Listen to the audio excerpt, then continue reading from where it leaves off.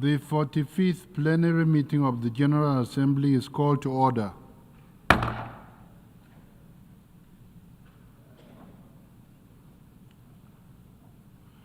The General Assembly will consider Agenda Item 35, entitled Question of Palestine.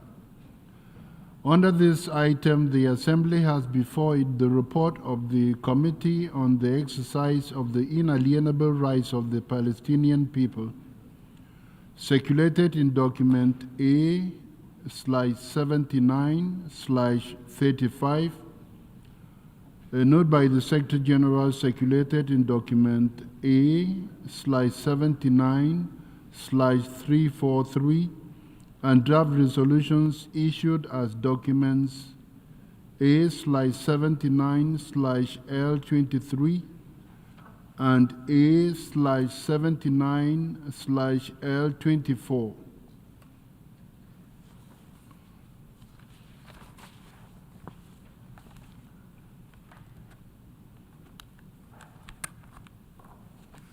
Excellencies, ladies and gentlemen, today we reaffirm our collective commitment to the two-state solution as the only path to lasting peace in the Middle East.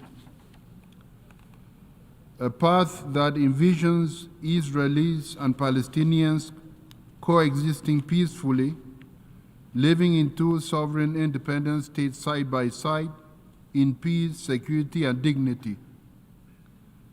After more than a year of war and suffering, the realization of this vision is more urgent than ever before. Peace and security will never be achieved through force or occupation. Only dialogue, mutual recognition, and a shared commitment to a just, comprehensive, and lasting solution on the basis of international law can bring about an end to the Israeli-Palestinian conflict.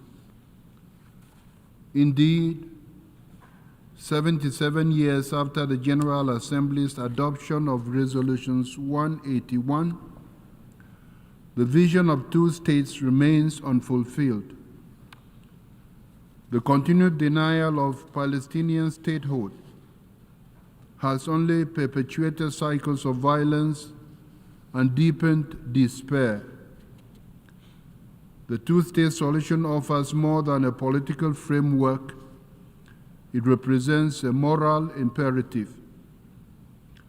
It ensures the right of Palestinians to self-determination while safeguarding Israel's long-term security.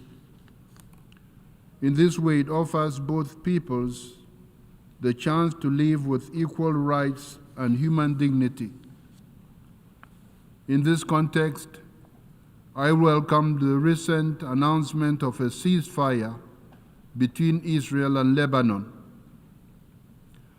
After more than a year of hostilities that have caused thousands of deaths, widespread destruction, and the displacement of large populations on both sides of the Blue Line, this ceasefire represents a critical step towards the escalation and a return to stability.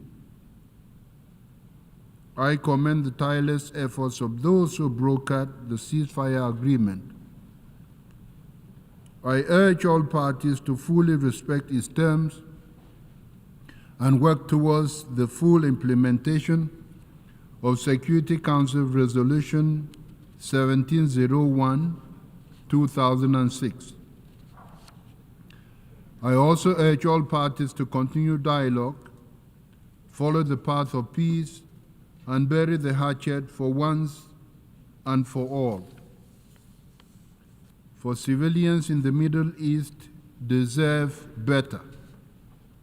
Excellencies, just as the ceasefire in Lebanon inspires hope for a better future, we urgently need an immediate ceasefire in Gaza and the immediate and unconditional release of all remaining hostages. Thousands of innocent civilians have lost their lives. Millions have been displaced and civilian infrastructure lies in ruins. It is urgent that we end this situation. It is in our hands and it cannot be postponed any longer. Equally important is the need for the United Nations and other humanitarian organizations to be granted full, immediate, safe, and unhindered access to all those in need in order to address the catastrophic humanitarian situation in Gaza.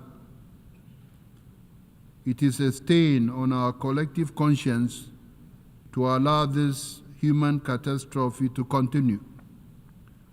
We should not cease until peace is achieved.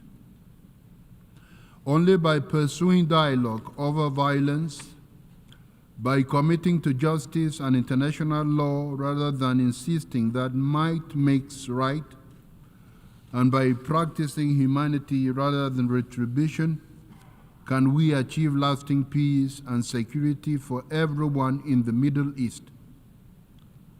In fact, this Assembly has mandated the convening of an international conference for the implementation of the United Nations resolutions pertaining to the question of Palestine and the two-state solution for the achievement of a just, lasting, and comprehensive peace in the Middle East. It is a crucial opportunity, one that cannot be missed, to finally achieve real and irreversible progress. I thank you.